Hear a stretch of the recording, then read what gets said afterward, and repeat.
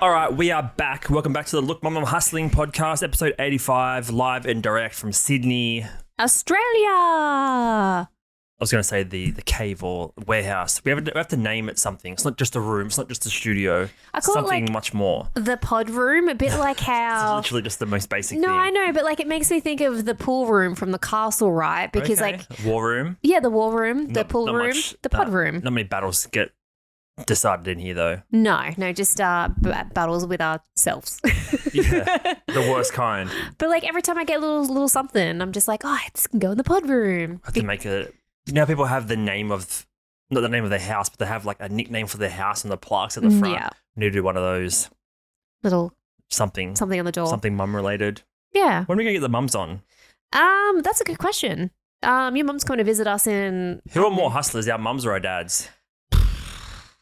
I would say... It's a very slow response. Are we live here? Are we awake? We said we're live and direct. You're dead and indirect. I know, I was thinking it because, like, back when my mum was a bit younger, like, she would get clothes secondhand. She'd be quite thrifty. She would make our clothes when we were kids and all that kind of stuff. But, like, as she's gotten older, yes, she's still a little bit kind of, like, thrifty. Like, she loves going antiquing and stuff. I wouldn't say she's very, like, hustling. She's very much, like, she's cruising in life now at the moment. Whereas, like, my dad was... soaring like an eagle. Well, he retired and now he's like trying to think of different things to do. Like he's traveling around Australia a little bit, like just trying to keep busy, like working on his like stepson's farm and yeah, just trying Farm to life. yeah, doing a bit of farm life and stuff. So beforehand, my dad was very much like a 9 to 5, kind of doing his thing, didn't really have much going on the side. But now that he's retired, he's got like all of these like little projects and stuff happening. So it's kind of like opposite. Like I'd say when my mum was younger, she was a bit of a hustler. Now she's like chilling, just cruising along. And now my dad's like doing like a hustle It's ready to hobby receive thing. the pension. Yeah. Interesting. What about you? Oh, they're both hustlers. Yeah. Equal. Equal, Peyton the House I Hustlers. was thinking about this other day. It's they both had their own businesses and stuff at some point. But my mum was also like she painted. This sounds weird. She used to do folk art. Mhm. She used to paint like old milk cans, like gigantic things that milk used to get delivered in, things Yep. like that. Weird art that sort of like older ladies like. But The- she used to do classes at home. So she's kind of an artist / entrepreneur in a sense, and then Mhm. also a teacher. Yep. So maybe that's where I've got some element of wanting to teach in me from that aspect, perhaps. I mean, you did love to serve the ladies their cup of teas and stuff. That's So, yeah, I don't think you loved to. I think you were forced to, but that's fine. All right, well, we're going to serve you some interesting articles this week on the Look Mum pod. Episode 85, pretty psyched for it. We're a hop, skip, and a jump away from the triple figure. I know. I want to do a live one, but these episodes come out at 6:30 a.m. on Monday, and Yeah. we're not doing that. Nor will anyone really show up. Maybe later on we could do like a bonus, like live episode. But would you call it a milestone? That's a running gag. That's fine. Is it? Yeah, I missed remember one how over like my I'll just head. every 10 episodes Oh, yeah, I'd be yeah. like, it's a Def- milestone. That's technically a milestone, It I would is. say. That's an actual milestone, not a pretend kind of like we hit 20. But before we get into a couple of the articles and topics for the week, I will throw a little plug out there. It's not really a plug, it's more of just a request on our behalf. We've been doing this for 85 episodes now. If you could take 20 seconds out of your day or your night, whenever you're listening to this episode, to subscribe to the pod on YouTube. That's kind of the primary driver of the content that we're pushing. But then also, obviously, the podcasting platforms, Spotify and Apple Podcast. We want to grow in there as well. So if you could leave some sort of like or rating or review, whatever's available on those apps, that'd be amazing. Nice. And we'll see it and then we'll give you a shout out Yeah. sometime. Can I just shout out your outfit right now? I'm quite digging it. I love the little baseball jersey that you have Baseball jersey? going. Yeah, it looks nice. Is With it? your blue hat and stuff. Yeah. Baseball's like, it's so big in America and even Japan, it's massive. Yeah, I've heard it's huge just- in Japan. It's just boring.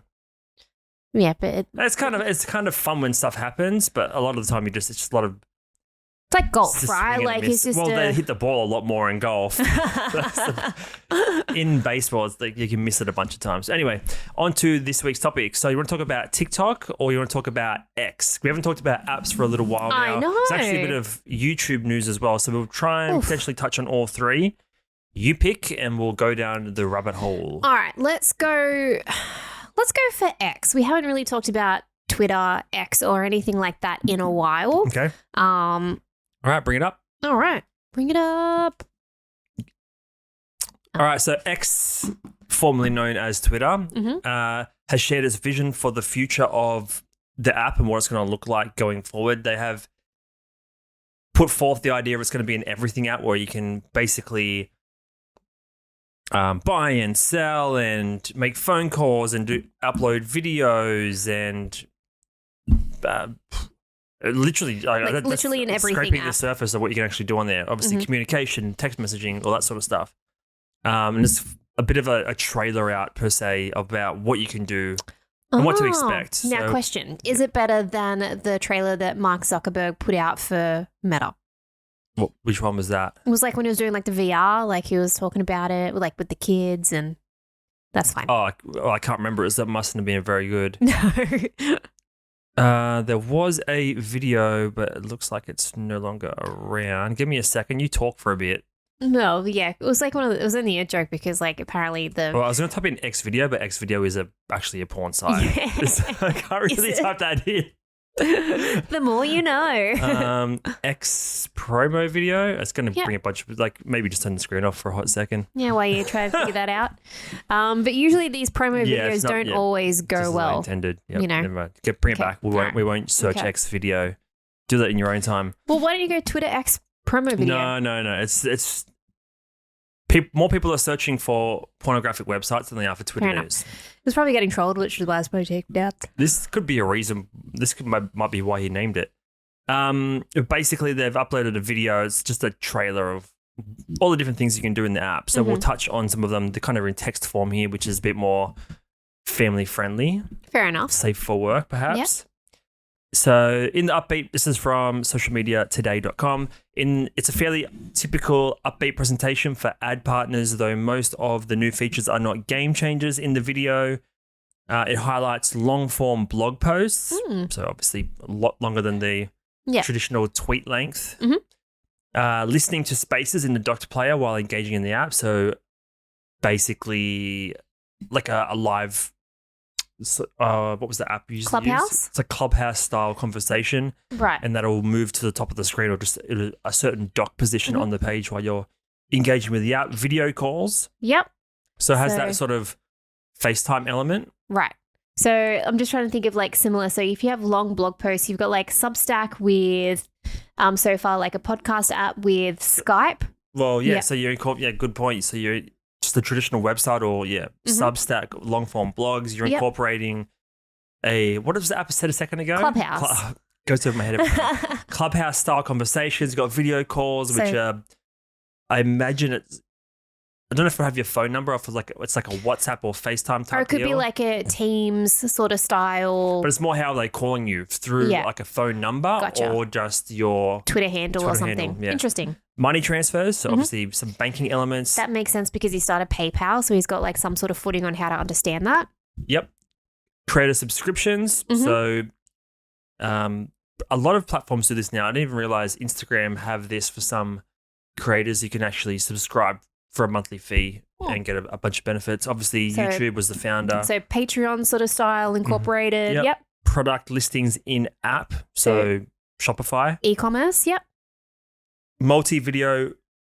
Multi-format video playback. So vertical and landscape. So YouTube. Yep.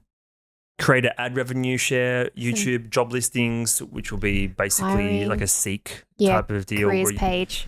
just an Australian Interesting. thing. Yep. Okay.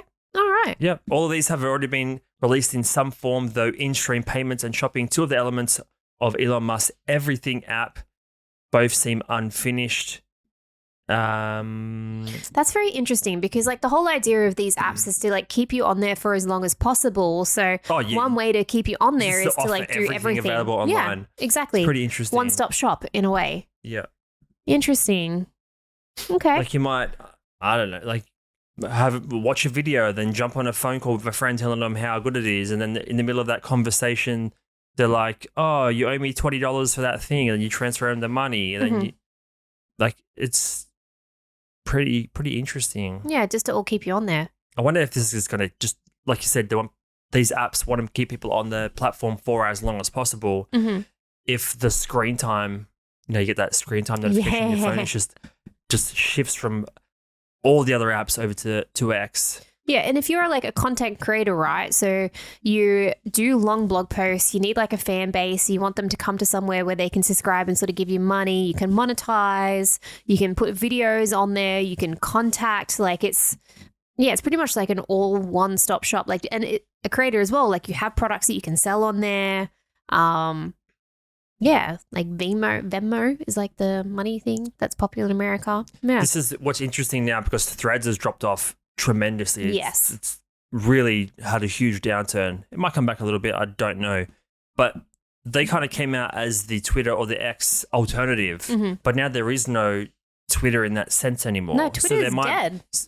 Well, yeah, in the previous formation. Mm-hmm. So maybe there will be a place for Threads now because they basically stepped out. Twitter's basically stepped out from the game saying, we don't even want to play that game anymore. We want to play the bigger game. Mm-hmm. So you guys have the short form microblog content platform. Mm-hmm. We're going to be over here doing our thing because you've already got 5 different apps and we're doing all of those in the one now. Because Meta has Facebook, Instagram, WhatsApp, mm-hmm. and Threads now as well. So it's kind of like you can try and juggle the 5 things. We're just going to do all of them in one, which, I mean, if you know anything about business or read about business at all, it's usually the more toes you have in, I don't know if that's the right terminology. It's the more like fingers, is it fingers or toes? I think it's fingers in the pie. The more fingers that you have in the pie. Toes in the pool. Potentially both of those are wrong. Or just too many cooks in the kitchen in general. Yes, you're better at those. But it's almost like, is it too much in one go? And like, what happens if you do everything in that app and then the app's not working or it has a bug or something like that, and then you pretty much can't do a whole day's of work? Like I could see the benefit of it from a business point of view because you want to keep them on the platform for as long as possible. But from a consumer point of view, I don't know if I want to go to one app for everything. I like to diversify. I like to, go and do a few different things because it's one of those things like you can either do one thing really well.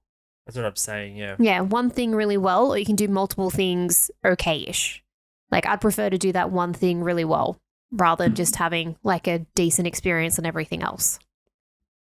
And I guess it's getting all the people back and all the users that left back, or even the people that never wanted to be on X or Twitter into the ecosystem because they never really wanted to be there because they thought it was just for text, but now it can be for everything. So it'll be interesting to see how it plays out and what they're going to be doing to drive people back in, because you can't just have one ad campaign. Like the ad I was going to show you, the video, outlines everything that's going to be available on there. But it's that demographic thing of you can't try and cater to everyone because you're not going to get anyone. I think he's just catering to maybe just a new type of internet user. Yes. So he's like, I know you guys used to love Twitter and that's what you wanted to do, but that's not what I'm here for.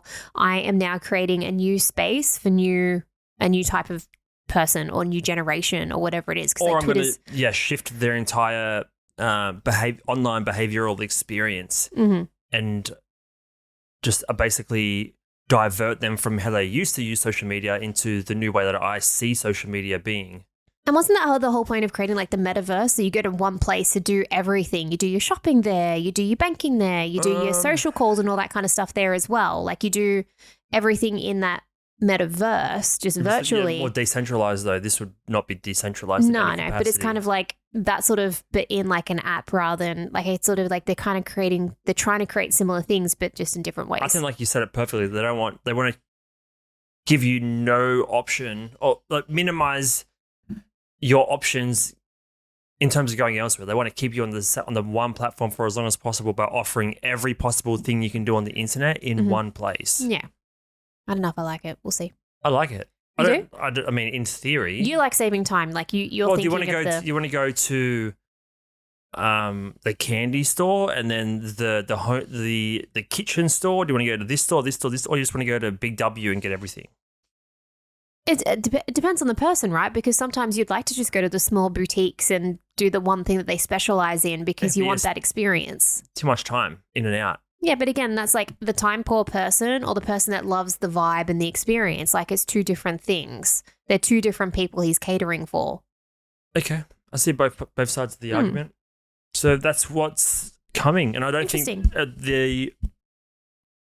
the time to get all of his. I mean, when he did start tampering and fiddling with Twitter this time last year and adding all these changes, he really got things moving fast. Any of the changes that he did implement happened seemingly overnight and then cut things overnight as well. So I don't think it'll be long before it's up and running in its full form. It's going to ship very fast. Yeah, I think there's going to be some things they'll be able to integrate straight away, like blog posts. They already had the rooms on there, didn't they? Yeah, very minor alterations to get it where he wants. The money thing's going to be a bit harder because that's a lot more secure. But again, he's got that PayPal experience. Yeah, he'd have so many connections that wouldn't take long at all. Yeah. If anything, it's just like the server capacity for like uploading all these videos. But there will, knowing how it has been with the Twitter Blue subscriptions and stuff, there will be a paid. A lot of these features to get the full unlock and to upload long videos and to, I don't know, purchase over a certain amount of, or spend a certain amount on there, or there'll be limitations to free users and less limitations or no limitations for paid users. Yeah, and with the whole server question, I don't think he's going to have an issue because he's got Starlink company, right? Like that's their space.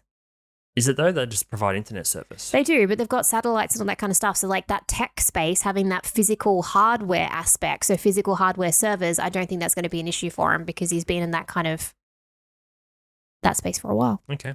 So we touched on shopping on Twitter. An app that has recently come out about 2 weeks ago, I only just caught on to this, is TikTok now has Everyone's got a shop. Didn't YouTube want to have a shop as well? They've had a shop for a while. Yeah. Some creators can have a shop, right? Shopify link below if they want to sell merch and stuff. Interesting. Okay. But think about a YouTube creator, if they're going to have merch, if it's like, I don't know, Mr. Beast making Mr. Beast shirts or whatever, you'd need quite a sizable following. In saying that there's pretty creators that have 1,000 to 2,000, they have a very tapped in and super loyal following that will buy merchandise and stuff off a small creator. But for the most part, if you're a creator on YouTube and you want to like actually make money off merchandise, you're probably going to want 50 to 100,000 subscribers minimum to make it a viable option and be even worthwhile having print on demand type merchandise. The interesting thing now is TikTok has it, but you don't need a gang of followers on TikTok to get any attention. You can just have one video blow up overnight. So this could turn people into full-time, basically full-time business people that are just part-time creators, if that makes sense, as opposed to the YouTube person I just mentioned a second ago. People that have 100,000 are probably making merch, have people in their niche that want to buy things off them. You can literally just start a TikTok account tomorrow, have an item attached to a video and sell it to 100,000 people tomorrow with no following at all. The time to get off the ground and get a business launched, you're just cutting out months and years of hard work, essentially. If you make the right type of content and you get shown in the For You page in the algorithm. So, for example, like last week's episode, we talked about Shark Tank, right? Well, yes. And that was like that ice facial beauty thing. And that was like, it went viral on TikTok, like over 1 million views. So imagine having that, then having your product linked to that video. Bought directly in there as opposed to having to go to a link first and then link up your details and stuff. Your details are already in there. It's just literally click a button and buy it. I know Instagram has it. A lot of brands will have like a little white dot on a post that they do, and it'll take you directly to their Shopify page. It's essentially the same thing in video form. This is great for like small time artists or anything like that. If you have a niche and a product, or anything like that, you can literally just, if you hustle and make the right type of content, have the right type of product to back it up, and it's something that people want to buy, this could make millionaires in weeks, as opposed to spending years trying to build a business. If you like did a video about, I just use that for example, some facial cleanser thing that you made, and you've put out 40 videos in the past, and you're like, oh, I'm gonna try and sell my product now, and you do one good video, hits the algorithm, gets 1 million views. Like, what percentage conversion do you need off those 1 million views of people buying it for you to like basically have $1 million business? Yeah. You get 10,000 people to buy that. You know, that's your investment there. Depending on how much the cost of goods and the actual sale price of the item is, there could be $1 million businesses springing up left, right, and center potentially. Yeah. And I just had like this thought as well. So this could be not the evolution of TikTok, but like every video you're watching is a potential ad for something. Which is the downside. Yeah, exactly. Like I just think of this futuristic aspect of just digital shopping. You're just like constantly going through ads just to find stuff that you might want to purchase, or it's just, constantly trying to sell you something. So this is what it looks like. Obviously, just little banners at the bottom. It's kind of, I guess, like Whatnot as well. You could do it in live streams. Live shopping, shoppable video. But I know with Whatnot, if you're not familiar with Whatnot, it's basically like a live auction. It's a live auction, but you got multiple items. This would be if you have a small handful of SKUs. Like this lady has pink eyeliner. She might have pink, blue, white, red, and orange. You're not dealing with hundreds of different SKUs. So, I mean, you could potentially do a Whatnot style auction on here. You just have to load up images for each individual item, which could be quite timely, as opposed to having dozens and dozens of the exact same item. You could do like bundles. Yeah. But it's just an interesting thing to look out for. We're also savvy in terms of the marketing. Like when Facebook just started pumping out all those ads years ago, everyone started cluing in, and then Instagram started adding in advertisements every couple of scrolls. Yes. And now we're kind of getting used to everyone selling all the time. ABC always be selling, always be closing. And now it's just in the shortest attention span type of environment like TikTok. But the thing is, the user base, I mean, what's the average demographic of TikTok users? Probably, 18 and 24. Yeah. They probably don't have that much disposable income in this current financial market. So it depends on what the items are. If they're cheap items, people are going to splurge, or not splurge, but they're just going to cough up money real fast. But more expensive items might be tricky to move potentially. Yeah, but also depends what the person, or like the person that's selling and the item that you're selling, because it could be super authentic coming from someone who's like, this is a product that I've done a lot of testing, whatever, here it is, take it or leave it kind of thing. And then you're going to have like the super artificial kind of advertising as well. So there's going to be a mix of both. It just depends what people get annoyed with, I guess. So people are going to go to the more authentic version as opposed to the more corporate angle. Yes. So this is what I'm saying. It could just create all these new entrepreneurs that are working from home, working from their garage or whatever, like we do, and just create a whole new way of selling. We talked about micro influencers and nano influencers, I think last week or the week before. And it's the same sort of deal. Once you have an option of choosing to shop with a brand or shop with a small business that's like hustling, you can see them, you can see their personality, their authenticity. You can see that it's just them and their 2 staff members that are hustling, compared to some corporate giant that's got 100 employees and probably has unfair wage structure and all these type of things. It'd be interesting to see how it pans out. But like, look at how easy it is to do a checkout. Yeah. So they just have, if you're just listening, we're just explaining what this website is showing in terms of the visuals. Visuals, I'm really struggling here. Yeah, I'll say TikTok has long partnered with Shopify to provide shopping solutions. Yeah, so it's all through Shopify. So it's just overcoming the hurdle and the friction of exiting the app to go to Shopify and then log into Shopify. Your details are linked, so you don't have to leave the app. It's the same exact thing as X. They don't want you to leave the app. They want to link up. So you don't leave the app and you stay on longer and you buy something, then you're immediately back into the feed. Shopify is everywhere at the moment. Like it's pretty. It's the main solution. Or I mean, I just read it there because it's the words on the screen. I was looking for an easy solutions. Word. It's the main platform for. But even Shopify, right? Like it's they're trying to create an app where you can, all these shops in one that use Shopify is all in one app as well. Like everybody's just trying to put everything into one, or just make that user experience a lot easier to, again, keep you on their platform longer. Yep. Can you imagine how much data Shopify must have? Oh, they'd have heaps. They'd have your spending history, what you search Address for. details, bank details. Yes, 100%. They got hacked. Poof. Mm-hmm. That must, that'd be a whole interesting thing to go But into. like they would have, their information, whether it's in the terms and conditions, like, with, the Netflix, Black Mirror, was it Joan? Joan is awful. It's just like, in the Shopify terms and conditions, can they sell our info? Can they share our info? Oh, they can't sell to it. But if advertising? they got hacked, they got everything. Mm-hmm. Go to the black market. Be able to tell that, recently I bought quail eggs and like dog foods and stuff. So, Well, think about when you think your phone's listening to you and you start getting shown ads, they know exactly what you're buying. Mhm. So if anyone can tailor to you what they think you're going to buy next Mhm. or you want to buy next, it's Shopify. Yeah. Because they know what you've bought previously, 100%. They actually have your buying experience. That and not just like probably listening. Gmail, like Yeah, Google. They have your actual buying experience, not your Mhm. searching experience. Yeah, that's true. Chrome or Google would be the other one because you're literally using Google. Yeah, but they don't know if you're actually spending money on the things eventually. They know you're searching for such and such book, Yeah. but they don't know where you went to buy that book. Unless you use like Google Pay or something like that.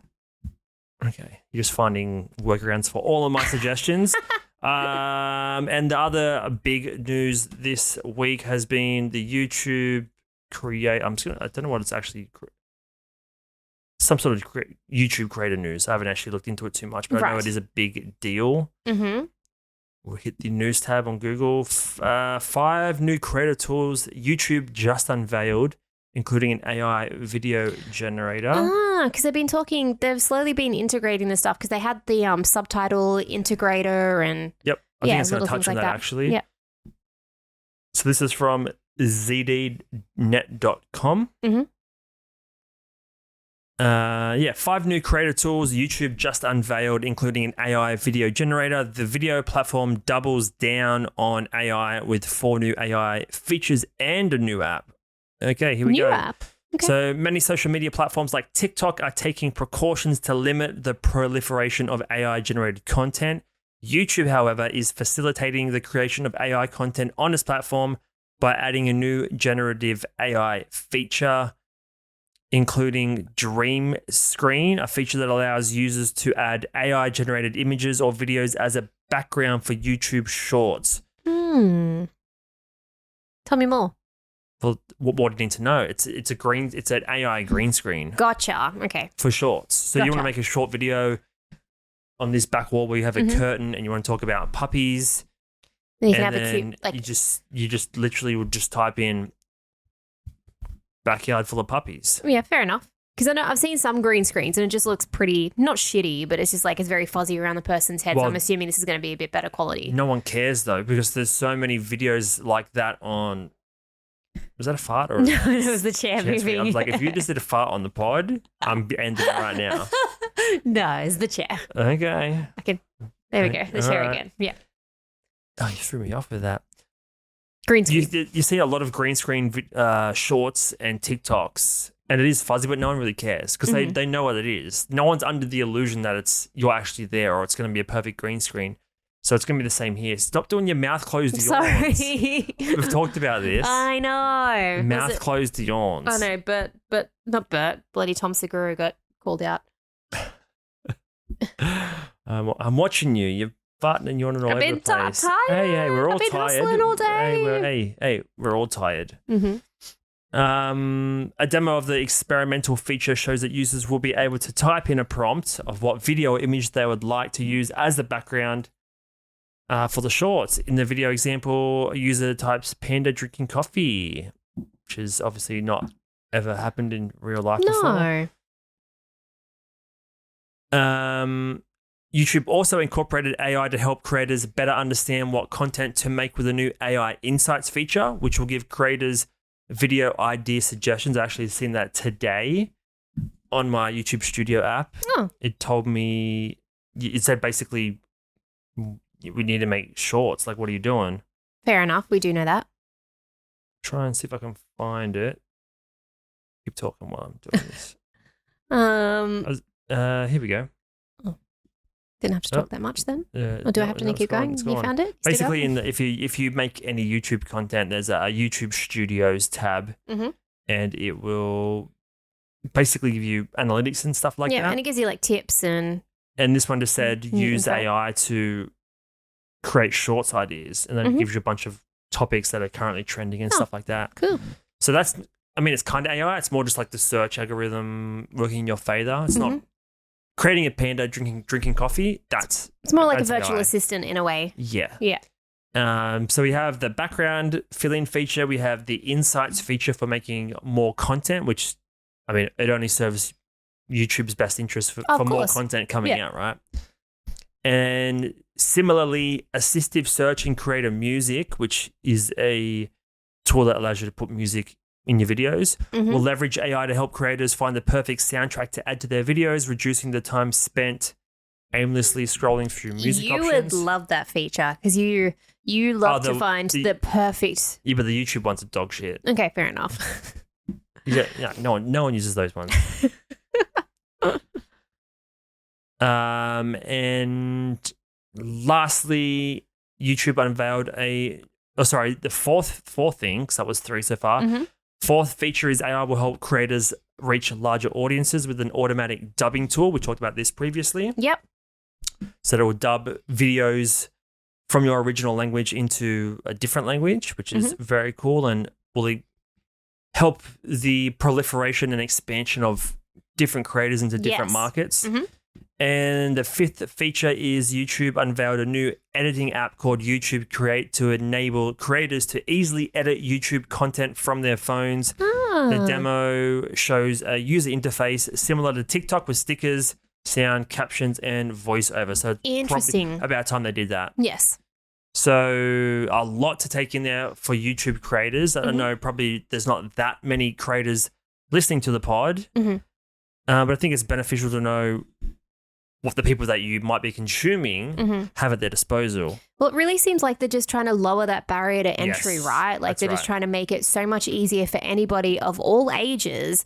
You know, literally a 6-year-old could come in and do this and make their own videos about, I know, their toy soldiers or whatever it is. Like they can just, it just makes it so much easier. So not only is YouTube trying to like not do everything for you, but just say if you don't have a cool background, we've got you. What if you want to, you know, release it in Spanish? We've got you. What if you want to, just no ideas. You don't have music. we got you. Yeah. You know, you want to edit on your phone rather than, you know, Premiere Pro. That's a good point. Yeah. That We just- got you. Yeah. Lower it completely.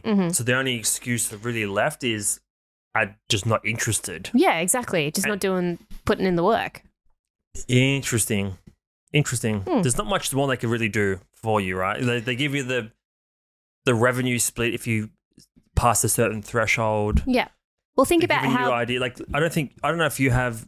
Sorry, to cut you off. I don't know if you have Studio on your phone, but like look at all the idea suggestions it's giving me. Top searches based on my previous videos. So they're just like titles for videos. What does that say? Bearded Thrift? Don't read all of it out. Then it's recent videos that are done well. Very interesting. Content gap for short. So it's basically like, here's some gaps in the content that we think might work. We have top searches based on previous stuff that you've done. Recent videos that are related to your camera videos. Interesting. Recent videos that are related to like some of your searches recently. Yep. Recent videos related to some of your other search terms. So it's giving me titles and thumbnail ideas, video ideas, gaps in the market. There's literally It's on really this like page, there's a good 50 ideas for content right now. very much a virtual assistant. So they're That's pretty crazy. Yeah, 100%. So think about how people create a video from A to Z, right? And sorry, I got to cut in. Just a month ago, 2 months ago, that wasn't a thing. No, not at So all. like, it's only going to get easier and going further and further down the track. 100%. Yeah, and like creating a video from A to Z, just all those kind of pain points that stop you from getting or doing it. Like, yeah, idea generation's always a huge one, and they've, you know, got a whole list that you can get some inspiration from. Like it's seems like they're really trying to get more people. Obviously, the whole idea is to have more people create content, so there's more content on there for people to watch. Yeah. Yeah. That's really interesting. Okay. I can see this just kids being able to use it. And I've got some girlfriends and stuff that, you know, their kids are in primary school and everything, and they have iPads and they literally get taught how to make videos because that's just where things are going. Like, so how you're going to be making resumes and everything in the 100%. Future. 100%. Like, yeah, if you're a kid and you can't, it's that fine balance between like being outdoors, but also knowing how to handle and use tech and stuff. So if you know how to make videos at age 10 and upload them to YouTube, you've got like a level up compared to like, you know, some other kids potentially. Yeah. Talking on camera is a skill that's going to be. Well, the whole public speaking has always been a skill to have. That's why some parents like get. But no one does it in person debates. Anymore. Yeah. They do it in front of a lens to then be edited. So you don't have to be a perfect performer in the moment unless you're doing an unedited pod like we are. Yeah. Did you ever have to do debating in school at all? Not debating, but speeches. I was so bad. I remember one of my friends was like, just like the confident one, not teacher's pet, but in terms of being a public speaker, just like get up, no problem. He used to do like gymnastics and stuff. Like his parents were just like kind of brought him up to like it had performance aspects to it. Yeah, I guess so. Yeah. I couldn't even like read half the time. Yeah. Reading class, just debilitating. Yeah, I always remember doing like monologues, and then usually once a year, each class would have a particular, except maths, but each class would have like you have to do a presentation in front of class speaking out loud. So you have your little note cards, and you get really nervous trying to talk through them, and Nope. Nah, always get that fear. And I used to like dance as a kid in front of heaps of people, but that's a little bit different than giving eye contact and trying to like speak like something that you wrote and be like, I sound dumb. Yeah, what's more embarrassing? Your mind playing up, or you just moving the slight wrong muscle at the wrong time? Your mind sounding dumb, as opposed to, put my leg in the wrong spot. But it's all like practice at the end of the day, right? So like just say if you have a dance performance, you've literally practiced for months and months and months doing the same routine over and over again, like to the same song, all that kind of stuff. I'm like, how often would you apply the same to like debates or speeches? Like how often do you actually look at yourself in the mirror practicing that speech over and over again until you feel super confident? Dorks. Yeah. There's some dorks at school that used to love debate. Mm-hmm. Wear the little blazers and stuff. It's just, you get forced to pick a side. Yeah. So dumb. But it's like the challenge of like, even if you don't agree with it, you have to like, all right. No, that's not how life works. When have you ever had to defend something you didn't believe in? That's true. It just makes you be like a false opinion. Yeah, it's just a horrible thing to teach a kid. I might be like missing something completely, but... Does it just teach you to be argumentative? Well, it teaches you to find the flaws, but I understand it teaches you like the logic and the rationale in the argument. Mm-hmm. But you shouldn't have to stand for it and put your foot down, being like, "This is why." Mm-hmm. Like, why can't you just like debate both sides? That's fair. Just like, but I guess if you had like debate yourself, just put on like a blonde wig and a brown head wig, and just like move side to side. Nice little comedy sketch there. I do just. I guess the critical thinking stuff is there, but to be like, yeah, you're for, I don't know, I'm going to say slavery, but like whatever the argument is. I hear you trying to think of like something that no one's going to agree with. Very divisive, yeah. Yeah. I hear. Don't teach your kid to debate. In saying that, like I have heard a lot of successful people, when they have their dinner with their kids, they enforce debates. Not debate in terms of like school debates, but they'll like an intense discussion in a way. Yes. Yeah. Like that's good. And public speaking is good as well. So like giving speeches on maybe a topic that you're passionate about. Yeah. Like that's a good skill. Or like give the debate question to the kids and then let them choose. Because I feel like from my memory, most of the time it was you're for and you're against. Yeah. You didn't really get to pick. Didn't have a choice. Maybe it's just shitty public school that I went to. Maybe. I don't know. I never did debating. I did like some public speaking, but never debating. And no one's ever persuaded. No, it's just be like, all right, I hear your point. Let me reference it or active listen a tiny Yeah, bit, but this is my point. I get my rebuttal number 1, you get your rebuttal number 2. Moving on to the second argument for this. It's like politics. That's what it's just modeled after that. Yeah, but politicians really, I mean, they probably do say a lot of the stuff they don't believe in a lot of the time because it toes the party line. Yes, because they're on that side, so they need to have like things that agree with that side. Why can't they just sit kids in a circle in a field and just get them to talk Make about daisy chains? what makes them happy and stuff? Share their feelings, be comfortable. That's what life is most of the time. Why not? Opening up and being vulnerable and just talking about how you feel. Yeah. There's more of that than there is debates going on. That's true. Yeah. Teach them how to pay their bills, you know? Yeah. Little things like that. All right. Well, let's wrap it up there. Plenty of. Do you have anything to talk about? 'Cause we're running out of time. I know. Like, yeah. We're just Sorry, I did 3. I try to keep it tight to like social media news, yes. and you never really opened up before we went live about if you had anything to. No, we didn't really have a lot of time because contribute or I've not. just gotten home from work, as these last minute ones do. This podcast is out in 10 hours. Yes, so So not we far did- at all. I had one of LimeWire. So there's a company that bought LimeWire to use for like AI search because like it's going to be easy if you just Google search it. So LimeWire AI, and it'll come up. The news. LimeWire, yes, LimeWire is back, but with a twist. To me, Yes. the glory days of the internet were these peer-to-peer platforms that allowed us to download pretty much any song or video for free. Mm-hmm. Companies like Napster and LimeWire shook up the digital content consumption world. We had Kazaa, we had... I think that's about it. We had all those ones, yeah. But there's once the iTunes store took over, obviously when the original scroll wheel iPod came out, yes. the music streaming became more prevalent as opposed to, I mean, there was a period where you could still upload all your individual illegal tracks onto them, but then it became a point where there was a lot of these copyrights and Yes. or people started getting fined, so they put a bit of fear and stuff there's a lot of into metadata it. and stuff on it, and you couldn't Yeah. actually add it in, Mhm. which makes sense. It's probably a good thing for the artists. Yes.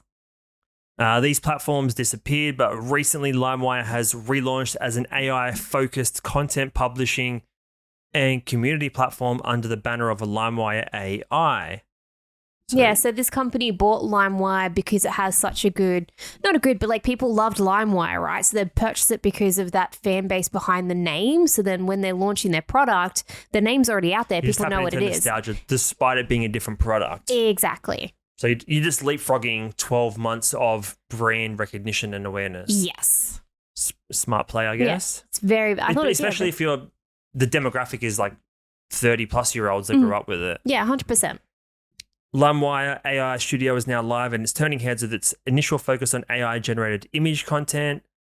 Their platform will take any text and spit out AI-generated images, so it's essentially Midjourney, as we sort of touched on before. Mm-hmm. Looks like it's on the website as opposed through Discord server. Mhm. And is that it? Well, it's just more of just the fact that it's just they're It's resurfaced. exactly, yeah, and it's kind of like I haven't really seen this done before, like anyone taking like Napster and turning it into like a blog system or whatever You it can is. automatically mint AI-generated NFTs, Mm-hmm. which is, I mean, interesting. Saves a lot of time and a lot of skill that's required to get all those things up and running. Mhm.